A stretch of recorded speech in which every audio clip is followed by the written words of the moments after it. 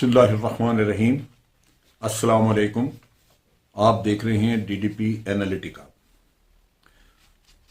पिछले चंद दिनों में मुल्क के अंदर जो इंतशार फैला रहा और जिसका मज़हर हमने कल देखा, लाहौर चौक यतीम खाना में फायरिंग हुई, 2 लोग गालिबन 3 लोग जान से गए।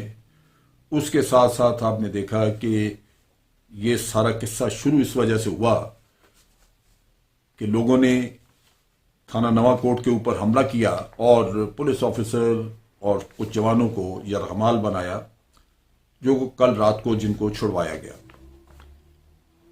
इस कदर लाकानूनियत, इस कदर गैर जिम्मेदाराना रवैये, ये मुल्क के मुफाद में नहीं और सबको मिल बैठ के सोचना चाहिए, गौर करना चाहिए कौन से अवामिल हैं जिनको दूर किया जाए ताकि मुल्क के अंदर दोबारा ऐसे हालात पैदा ना हो।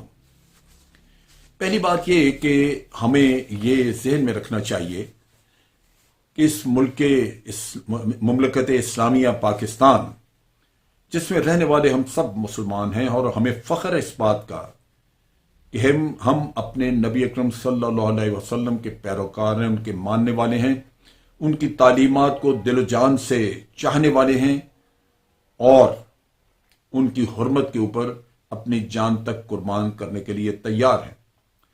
लिहाजा हम में से कोई अकेला ठेकेदार नहीं बन सकता कि वही सिर्फ हुर्मत का जिम्मेदार है। हम सब इस हुर्मत के जिम्मेदार हैं और हमें सबको, पाकिस्तानियों को यकज़बान इस चीज़ के ऊपर अहद करना चाहिए कि हम नामूस रिसालत के अदना सिपाही होके इसी तरह उस नामूस रिसालत सल्लल्लाहु अलैहि वसल्लम का तहफ़्फ़ुज़ करेंगे जो हमें हमारे दीन ने बताया है। लेकिन बात यहां ख़त्म नहीं होती। असल चीज़ यह है कि जब हम लब्बैक लब्बैक लब्बैक कहते हैं तो इससे हमें क्या मिलता है? असल में तो जब हम लब्बैक या रसूलुल्लाह कहते हैं तो इसका मकसद ये है कि या रसूलुल्लाह, हम आपकी आवाज, आपकी तालीम, आपके बताए हुए रास्ते के ऊपर चलने के लिए आपके साथ हैं, हाजिर हैं आपके सामने। ये वो वादा है जो हमने करना है और उसका मतलब ये हुआ कि ना सिर्फ हमने खुद नबी अकरम सल्लल्लाहु अलैहि वसल्लम की तालीमात पे अमल करना है, मैंने लब्बैक कहना है उनकी तालीम पे, बल्कि मैंने उनकी तालीमात को दुनिया में आम करना है, फैलाना है अपने किरदार से और फिर अपने कोशिश से, अपनी मेहनत से, अपनी तबलीग के जरिए। और ये लब्बैक कहना और तालीम को आम करना वही हमारे दीन का हक है। हम सुरखरू तब है एक ही जबान से लब्बैक कह के और उसके बाद मां बहन की गालियां उसी जबान से और फिर दोबारा लब्बैक कह के आप तौहीन रिसालत के मुर्तकिब खुद हो रहे हैं। यह वो चीज है जो मैंने देखी। नवाकोट थाने पे हमला हुआ, लब्बैक और उसके बाद गाली गलोच, फिर लब्बैक, फिर गाली गलोच। तो ये शैतानियत जो है ये फैलनी नहीं चाहिए, बल्कि हमें अपने नबी की सल्लल्लाहु अलैहि वसल्लम की तालीमात, उनके बताए हुए रास्ते पे खुद चलना है और उसको आम करना है। और वो क्या है? इंसानियत का दर्स। आपके हमसाये को आपसे दुख नहीं पहुंचना चाहिए। किसी मुसलमान को आपकी जबान से या आपके हाथ से तकलीफ नहीं पहुंचनी चाहिए। अगर किसी से आपने बदला लेना है तो माफ कर दें तो बहुत अफजल है, लेकिन अगर आप बदला लें उस ज्यादती का तो उस ज्यादती से ज्यादा का बदला मत लें, उस ज्यादती से ज्यादा उसके ऊपर जुल्म करें। और फिर नबी अकरम सल्लल्लाहु अलैहि वसल्लम ने माफ कर देने का दर्स भी दिया। उन्होंने फरमाया कि रस्तों पे ना बैठें क्योंकि आने जाने वाले लोगों को तकलीफ होगी। कहने का मतलब यह है कि आप अपने नबी की किसी भी तालीम पे अमल ना करें तो इससे बड़ी तौहीन रिसालत और क्या है? असल तौहीन तो यह है कि नबी का मानने वाला होते हुए भी आप उनकी तालीमात पे अमल नहीं कर रहे। सो बात यह है कि फ्रांस में जहां भी वो बदबख्त लोग मौजूद हैं जो तौहीन करते हैं, اصل وجہ یہ ہے کہ وہاں ان کے اندر ہمارے نبی کی تعلیمات عام نہیں ہوئی. آج اگر ہم یہاں شور شرابہ کرنے کی بجائے ان ممالک میں کوشش کریں کہ ہمارے نبی صلی اللہ علیہ وسلم کی تعلیمات عام ہوں, تو آپ دیکھیں گے کہ وہ لوگ بھی نبی کو ماننے والے اتنے ہی تابع دار, اتنے ہی جانثار ہوں گے جتنا کوئی اور ہے. لیکن ہم یہ تو نہیں کر رہے. اب آپ یہ دیکھیے کہ آج اگر فرانس کے سفیر کو نکال دیا جائے تو کیا اس کے بعد فرانس میں توہین رسالت کے واقعات ختم ہو جائیں گے؟ اگر اس کے بعد توہین رسالت کے واقعات پہلے سے کہیں زیادہ ہوتے ہیں, زیادہ تکلیف دہ ہوتے ہیں, زیادہ دکھ دہ ہوتے ہیں, صرف اس وجہ سے کہ فرانس کے لوگ یہ سوچیں کہ پاکستان اب دشمنی پہ اتر آیا ہے, لہذا ہمیں بھی چھوٹ ہے, جو جی چاہے کرے, تو پھر آپ کیا کریں گے؟ سفیر تو چلا گیا. وہ جو اس کے بعد توہین رسالت ہوگی, خدا نہ خواستہ, اللہ نہ کرے, اللہ نہ کرے, اور وہ بہت زیادہ دل شکن ہوگی, تو پھر آپ کیا کریں گے؟ یہ سوچنا چاہیے. مجھے بڑا عجیب سا یہ قصہ لگتا ہے کہ چونکہ فرانس میں کسی نے توہین رسالت کی ہے, لہذا ہم اپنے پاکستان کو تباہ کر دیں گے, ہم اپنے پاکستان کی ہر چیز برباد کر دیں گے کیونکہ وہاں توہین رسالت ہوئی ہے.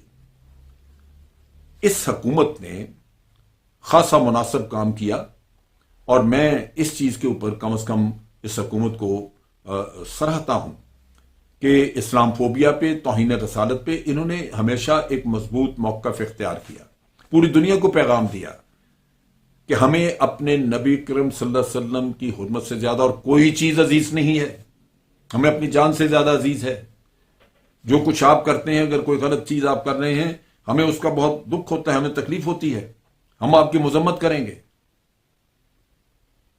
تو یہ وہ چیز ہے جو کہ اس حکومت نے کی ہے, ہمیں سراہنا چاہیے.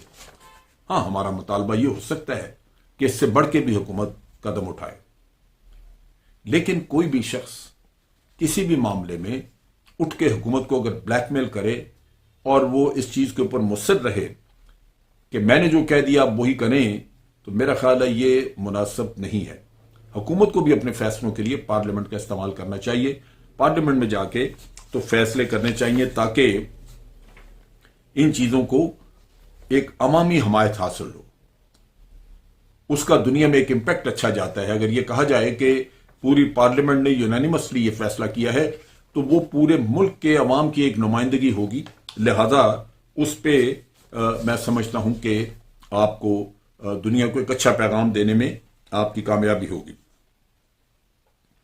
لہذا یہاں سوچنے کی بات یہ ہے کہ ہمارا جو طور طریقہ جو پچھلے دنوں ہوا, حکومت کی طرف سے گولی نہیں چلنی چاہیے تھی, حکومت کو لوگوں کی جانیں بچانے کا کام کرنا چاہیے تھا. اس میں اگر ہمارے لوگوں کو, پولیس کے لوگوں کو کچھ نقصان اٹھانا پڑا تو بہر صورت ہم سرکاری لوگ ہیں, جا کے کچھ ذمہ داری نپٹاتے ہیں, ذمہ داری میں پرابلم بھی آ سکتی ہے, لیکن حکومت کے پاس اختیار ہے کہ وہ بعد میں ٹریس آؤٹ کر کے تمام ایسے عناصر جنہوں نے امن امان تباہ کرنے کی کوشش کی, جنہوں نے کسی پولیس والے کو مارا, ان کو آپ آئیڈینٹیفائی کر کے ان کے اوپر مقدمات قائم کر کے ان کو سزا دلوائیں. یہ ایک میں سمجھتا ہوں سوجھ بوجھ والا راستہ. اب جب بات چیت شروع ہوئی ہے تو میں یہ واضح طور پہ بتا دوں کہ ہماری افواج نے, جی ایچ کیو نے پہلے کی طرح اس حکومت کو بھی یہی مشورہ دیا ہے کہ افہام و تفہیم سے پرامن طریقے سے اس مسئلے کو حل کریں, انسانی جانوں کا ضیاع نہ کریں, اس کے نتائج اچھے نہیں ہوں گے. لہذا آپ نے دیکھا کہ مذاکرات شروع ہوئے, جو یرغمال تھے لوگ وہ چھڑوا لیے گئے, اور امید ہے کہ باقی بھی معاملات جو ہیں وہ طے پائے جائیں گے.